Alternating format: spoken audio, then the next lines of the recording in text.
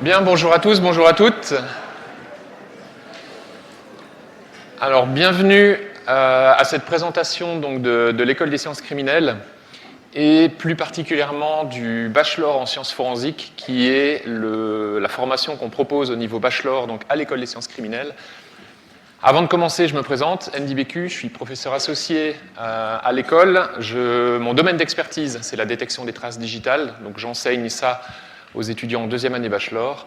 Et en première année bachelor, j'enseigne aux étudiants l'introduction à la science forensique, donc un des cours majeurs en première année qui pose les bases de ce qu'est la science forensique et les sciences criminelles au sens large. Donc pour parler un peu de l'école, pour la placer un petit peu dans la faculté, pour ceux ou celles qui seraient allés voir d'autres présentations, on fait partie de la faculté de droit, des sciences criminelles et d'administration publique, donc c'est une des 7 facultés de l'UNIL, et au sein de cette faculté, vous avez 3 institutions avec chacun leur spécificité ou leur profil. Vous avez l'école de droit, l'école des sciences criminelles et l'IDEAP, qui est plutôt orientée sur l'administration publique. Pour rester donc sur ce qu'on est, donc l'école des sciences criminelles, il faut savoir que cette école a été fondée il y a plus de 100 ans maintenant, en 1909 pour être plus précis.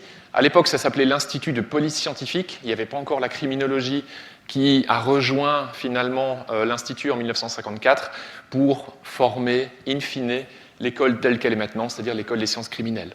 Le fondateur de l'Institut de police scientifique à l'époque, donc, c'était Rodolphe Archibald Reiss, que vous avez ici au milieu de l'image, entouré de ses collègues de l'époque. Alors l'école, voilà, plus de 100 ans après, qu'est-ce que c'est, qu'est-ce que ça représente en termes de nombre d'étudiants, de nombre de collaborateurs ou autres?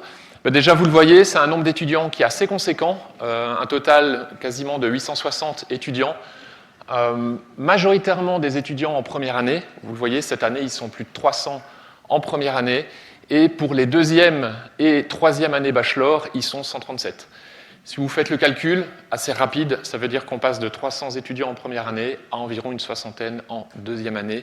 Ça, c'est quelque chose qu'il faut que vous soyez conscient, c'est qu'il y a un niveau d'exigence très haut pour le passage de la première à la deuxième année. Donc ça, c'est quelque chose avec lequel on est assez clair, déjà avec vous aujourd'hui, mais également avec les étudiants de première année quand ils commencent finalement leur semestre de septembre. Après, in fine, vous avez donc d'abord le bachelor en 3 ans.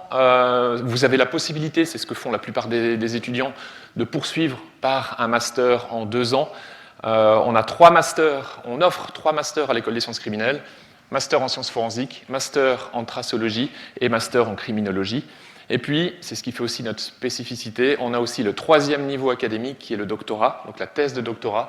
C'est une aventure qui va durer de 4, 5 ans ou plus en fonction de comment les choses se passent. Et là, vous voyez qu'actuellement, on a un peu plus de 100 doctorants et doctorantes au sein de l'école. Donc voilà pourquoi on a ces 860 étudiants au total, c'est que ça couvre le bachelor, le master et le doctorat. Au niveau du corps enseignant, l'école a pas mal grandi ces dernières années, notamment pour inclure le numérique, pour intégrer pleinement le numérique qui fait partie finalement maintenant de notre quotidien et également d'un point de vue criminel. Donc on est 19 professeurs, 11 chargés de cours et 44 assistants et assistantes diplômés qui aident notamment à encadrer les travaux pratiques et autres formations qui sont données.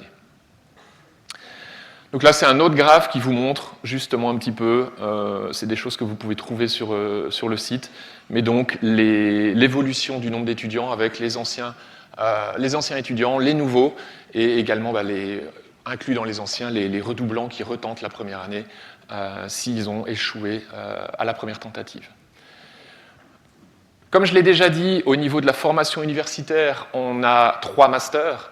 Par contre, on n'a qu'un seul bachelor. Donc si vous vous inscrivez à l'école des sciences criminelles pour démarrer vos études universitaires, c'est le bachelor en sciences forensiques qui vous sera imposé parce que c'est la seule formation bachelor qu'on propose. Donc même si, in fine, vous voulez partir sur un master en criminologie, si vous commencez chez nous, c'est le bachelor en sciences forensiques qu'il faudra faire si vous passez par l'école. Les doctorants, ça je l'ai dit donc avant, 120 doctorants, ils publient dans différents journaux scientifiques. On a plusieurs casquettes à l'école, donc là c'est la casquette enseignement que je viens de vous décrire, mais on a également une casquette d'expertise, c'est-à-dire qu'on va réaliser des cas réels. L'école va être mandatée, les collaborateurs vont être mandatés pour intervenir sur des cas réels, que ce soit des cas suisses ou des cas internationaux.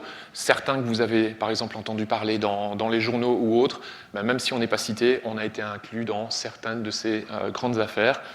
On reçoit un peu plus de 400 mandats par an donc d'expertise, principalement dans le domaine des stupéfiants, des documents et des incendies. Et également, on a cette volonté aussi de poursuivre l'enseignement et poursuivre la formation auprès des professionnels, parce que là, vous allez commencer vos études, vous allez avoir un diplôme à un temps X, ensuite vous allez commencer une carrière professionnelle, et plus les années passent, plus les choses évoluent, et il faut se mettre à jour. C'est ce qu'on fait. On organise également des formations continues à destination des policiers, policières et des professionnels pour justement les mettre à jour. Donc on a cette casquette d'enseignement, cette casquette d'expertise et recherche effectuée notamment et principalement par les doctorants. Alors je vous ai parlé de sciences forensiques et de criminologie. C'est des termes, surtout pour la criminologie, dans le langage parlé ou dans le langage commun, les gens confondent souvent la criminologie et la criminalistique. La criminologie, vous le voyez, elle se situe plutôt du côté du crime ou de l'infraction. C'est une discipline qui est plutôt axée sur les sciences humaines et sociales et qui a pour but d'étudier finalement le crime et les criminels pour ce qu'il est, pour ce qu'ils sont et l'impact, par exemple, qu'ils ont sur la société. Donc, si on parle de criminologie, c'est vraiment cet aspect-là, sciences humaines et sociales. Si c'est plutôt l'aspect détection des traces, collecte des traces, intervention sur scène qui vous intéresse, là vous êtes plutôt du côté criminalistique et donc sciences forensiques où là vous êtes confronté à des sciences exactes, type physique, chimie, biologie, mathématiques et informatique. Vous verrez, c'est ce qui va constituer le cœur de la première année bachelor. C'est un socle scientifique très solide, tout simplement parce que derrière, toutes les traces qu'on passera en revue ou qu'on voit à l'école nécessitent d'avoir ces connaissances en physique, en chimie, en maths, en biologie, et de plus en plus en informatique. Et à mi-chemin entre les deux, entre la trace et le crime et l'infraction, il y a tout ce qui est analyse des phénomènes criminels, mise en relation finalement des différents types de traces pour mettre en évidence des éléments d'enquête ou autres. Et là, on se situe dans la science de l'information avec l'analyse des données, les prises de décision et le traitement des données. Là, on est plutôt sur l'aspect tracologie, donc le troisième master qu'on propose. Il est à mi-chemin entre le master en sciences faux et le master en criminaux. Pour revenir brièvement sur notre fondateur, donc Rodolphe Archibald Reiss, il faut savoir qu'à la base, c'est un diplômé en chimie, il avait un diplôme de chimiste, mais il était également passionné de photographie, et il a finalement, dans sa passion de la photographie, il s'est intéressé à la photographie judiciaire, notamment il s'est intéressé à la mise en place justement de systématiques de prise de vue, d'importance finalement de la prise de vue dans la résolution des enquêtes, et c'est ce qui fait que, in fine, il s'est orienté vers cet aspect police scientifique, criminalistique, et il a fondé justement cet institut à l'époque. Ce genre de schéma, pareil, vous allez le trouver sur le site. Ça vous explique juste les 3 niveaux, c'est ce que je vous ai dit en ouverture finalement. Donc, les 3 années de bachelor, si tout se passe bien, les 2 années de master qui suivent et le doctorat pour ceux et celles qui veulent le faire. Ça vous montre qu'il y a certaines passerelles possibles. Alors, il y a la filière entièrement sciences forensiques, bachelor sciences forensiques, master en sciences forensiques et ou tracologie et doctorat en sciences forensiques.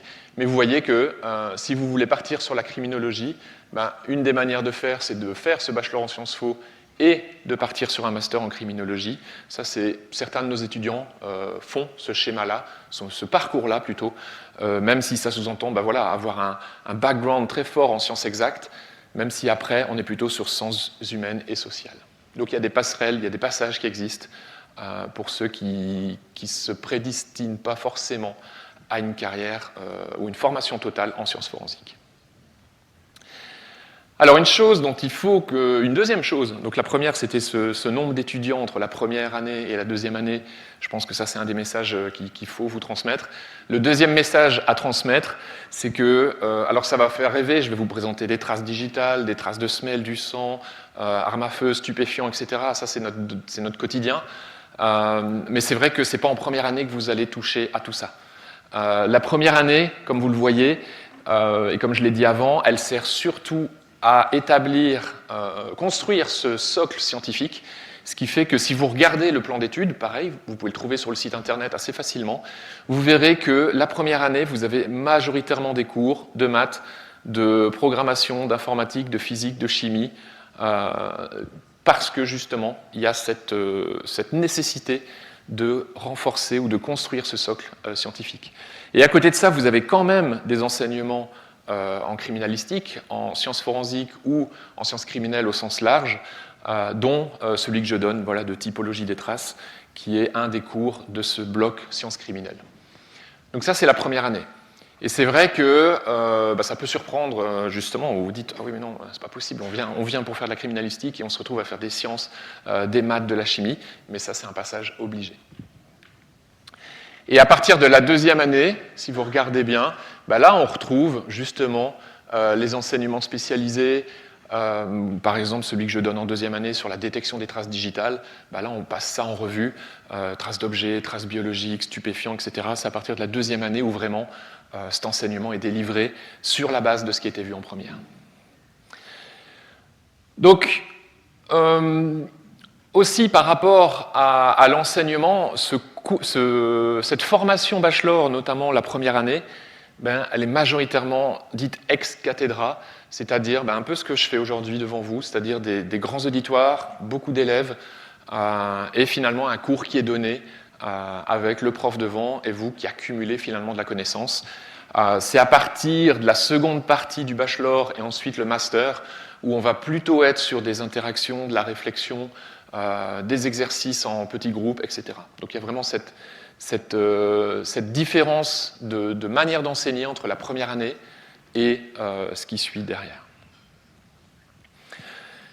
Maintenant, projetons-nous justement au-delà de la première année, ou en tout cas, regardons un petit peu ce que les sciences criminelles ont à offrir. C'est pareil, j'avais déjà donné j'avais un peu teasé la chose, mais à l'école, on va couvrir quasiment tous les types de traces qu'on peut rencontrer, que ce soit les microtraces, les documents, donc avec les signatures, écritures, les traces de semelles, les stupéfiants, les armes à feu, l'ADN et autres traces biologiques, incendie, explosion, traces et empreintes digitales, traces numériques, l'analyse criminelle, enfin bref, on a ce panel très large de traces. Avec les 19 professeurs, on couvre tous ces domaines en allant de plus en plus loin à mesure que la formation se passe. Donc vous avez toute la notion, en deuxième année bachelor, les étudiants ont une formation poussée en imagerie. Typiquement, là, ils sont en train de finir le semestre, ils ont eu énormément d'heures en imagerie, savoir prendre des photos, savoir utiliser un appareil photo, que ce soit pour photographier sur scène ou photographier des détails ou des traces. Ça, c'est crucial, et ça ramène justement à Rudolf Archibald Rice à l'époque, l'importance de la photographie, l'importance de l'image, de la trace ou de la scène pour ensuite aider à résoudre l'enquête. Donc les traces digitales avec la première étape qui consiste à les détecter, les faire apparaître. La plupart des traces digitales sont invisibles à l'œil nu. Là, vous touchez différentes surfaces, vous prenez des notes ou autres, vous ne voyez pas, mais vous laissez énormément de traces digitales. Il faut les faire apparaître. Et une fois qu'on les a fait apparaître et qu'on les a prises en photo, il faut pouvoir, à un moment donné, une des choses qu'on pourrait se demander, c'est quelle est la personne qui a déposé cette trace ou cette trace. Et ça, c'est tout ce qui est lié à le terme l'identification, c'est-à-dire relier une trace à une source potentielle, un suspect ou un autre individu. Traces de semelles, c'est pareil. Les criminels marchent, ils ne volent pas, je veux dire, jusqu'à preuve du contraire. Ils doivent bien marcher sur le sol. Ils laissent donc des traces de semelles dans leur déplacement. Moi-même, en marchant ici, même si c'est de la moquette, je laisse des traces de semelles. L'idée, c'est de pouvoir les détecter, pareil, les prélever, les prendre en photo et ensuite les exploiter, c'est-à-dire les comparer avec, par exemple, les chaussures saisies chez un suspect, parce qu'on a remarqué que c'était... Alors là, il n'y a pas de Converse, il n'y a pas de trace de Converse, mais par exemple, on a repéré que c'était une Converse. Le suspect chez lui a des Converse, on les saisit et on va voir si ça peut être la même chaussure qui a laissé les traces. Traces biologiques et in fine ADN. Alors l'ADN, pareil, je pense que vous en avez entendu largement parler parce que c'est une trace qui est devenue très très populaire. mais c'est finalement une trace parmi d'autres. Le fameux reine d'épreuve, il n'y a que dans les films ou dans les séries qu'on peut vraiment l'utiliser. Dans notre discipline, finalement, c'est une trace parmi d'autres. Mais effectivement, tout ce qui est sang, sperme, salive, autres fluides biologiques a son importance pour la résolution d'enquête. Et également, l'ADN qui est contenu dans ces traces, dans ces fluides, va également avoir une importance pour relier notamment une trace à une source, mais pas que. Il y a d'autres choses qu'on peut faire avec les traces, comme avoir des informations sur la personne qui l'a donnée, etc. Les armes à feu, là aussi, c'est un domaine qui est fortement lié aux sciences criminelles. On a la chance d'être doté d'un tunnel de tir, ce qui fait qu'on peut effectuer des tirs avec des armes à feu, proposer donc aux étudiants des projectiles ou des douilles réalistes, des éléments sur lesquels, justement, on peut avoir du mal à se procurer, je veux dire, en dehors du cadre qui est le nôtre. Mais l'idée est toujours la même, avoir des traces, observer les traces et ensuite les comparer avec des éléments de comparaison pour justement s'exprimer sur la source, notamment du tir, que ce soit l'arme ou l'individu. Est-ce que l'individu a tiré ou pas? Stupéfiants, pareil, soit c'est un domaine que vous connaissez très bien pour des raisons qui vous sont propres, soit parce que vous dites « oui, mais j'ai vu un reportage, et puis voilà, ça passe très bien ». Mais stupéfiants aussi, c'est un domaine qui est très vaste et qui évolue avec son temps, et qui évolue aussi avec finalement les lois, parce que ce qui est considéré comme illégal aujourd'hui pourrait ne plus l'être demain. Il suffit de voir en Suisse avec le cannabis. Maintenant, on a du cannabis légal, ce qui n'était pas envisageable par le passé, et c'est quelque chose, par exemple, qui n'est pas envisageable actuellement en France. Donc, vous voyez qu'en fonction du pays et des lois, ce qui est illégal dans un pays peut être légal dans l'autre. Nous, forcément, ce qui nous intéresse, c'est l'aspect illégal, le trafic, les synthèses, etc., etc. Que ce soit pour le cannabis, la cocaïne, l'ecstasy, l'héroïne, GHB, enfin, tout ce qui est considéré comme stupéfiant. Là aussi, on est équipé avec du matériel de pointe en termes d'analyse, ce qui fait qu'on peut également faire énormément de choses à ce niveau. Les microtraces, comme leur nom l'indique, ce sont des traces microscopiques. Donc ça va inclure les fragments de verre, les fibres, les fragments de peinture, les cheveux, les poils, bref, c'est tout ce qui est petites traces, mais qui pourront également participer à la reconstruction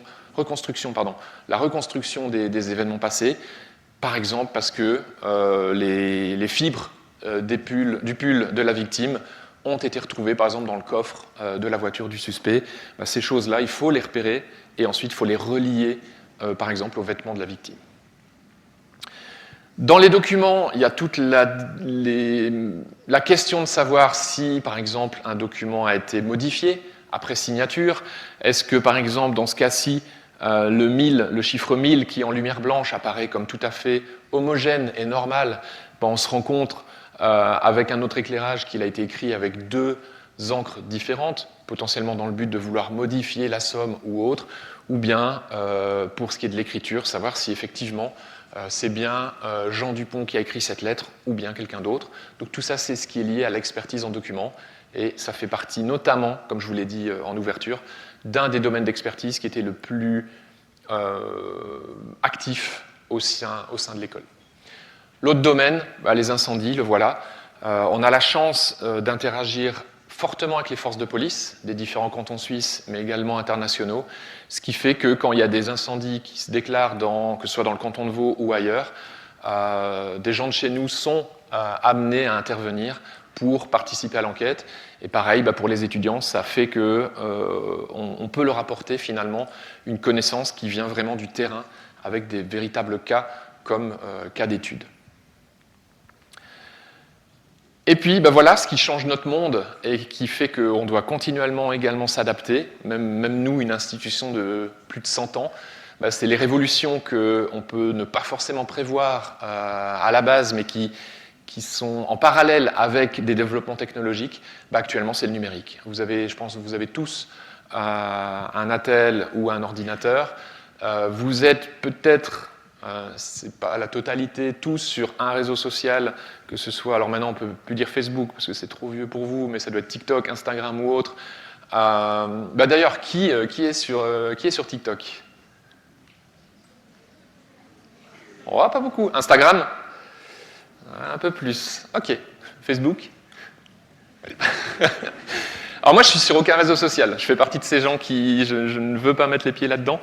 Mais toujours est-il que ces réseaux sociaux, cette activité que vous avez avec vos natels, que ce soit de GPS, de position, de données échangées, etc., c'est des traces, ce sont des traces, pardon, et ce sont des traces qu'il faut aller collecter, aller chercher, parfois physiquement, dans un appareil, avoir accès directement à la puce, aller lire directement la mémoire. Donc ça, c'est des choses qui sont couvertes par le numérique, et ces dernières années, on a engagé plusieurs professeurs qui viennent maintenant couvrir ce domaine, aussi bien dans l'enseignement que dans la recherche. Donc au niveau des masters, comme je vous avais dit, il y a les 3 filières qu'on offre qui sont la science forensique, la tracologie et la criminologie, mais vous avez vu qu'il y a d'autres passerelles qui permettent d'aller faire d'autres masters, plutôt, alors on va de plus en plus vers l'aspect légal, mais ça tout dépendra de ce qui vous intéressera de faire le moment venu après le bachelor. Là on est vraiment après le bachelor. Et vous voyez que, pareil, par rapport au spectre de la trace jusqu'au crime, ces différents masters vont se déplacer également sur ce schéma, donc celui-ci. Sciences forensiques, on est vraiment au niveau de la trace, c'est le cœur de la science forensique, c'est la détection et l'exploitation de la trace, ou des traces, donc toutes celles que je vous ai présentées avant. Et puis, après, il y a tout ce qui est lié aux mises en relation de ces traces, les inclure dans un contexte d'enquête, jusque la compréhension ou l'étude du crime, et là on est vraiment sur l'aspect criminologique de la chose. Donc au niveau des débouchés, soit vous êtes sur un profil où vous dites non, mais moi c'est vraiment la science forensique, la trace, et là vous voulez aller dans un laboratoire cantonal, donc typiquement les services d'identité judiciaire, les SIG, qu'on va retrouver dans les différents cantons en Suisse. Certains étudiants viennent de France et retournent ensuite en France pour aller travailler, ou de Belgique, pays francophones, et puis il y a la possibilité d'aller ensuite trouver des places dans les labos des différents pays. Donc ça, c'est vraiment pour l'aspect sciences forensiques. Après, si vous vous déplacez sur ce spectre, le profil des emplois qui s'offrent à vous va également évoluer. On va se retrouver avec plutôt des emplois liés dans la sécurité et le renseignement, l'expertise, le conseil, l'analyse, l'évaluation, dans le domaine carcéral, etc., à mesure qu'on se déplace sur la droite. Et vous le voyez, alors les SIG, alors c'est écrit en petit, c'est pas idéal, mais donc les SIG, c'est la plus grosse part que vous voyez là. Ça, c'est vraiment les laboratoires forensiques, laboratoires de criminalistique. C'est effectivement un des plus gros débouchés de nos étudiants.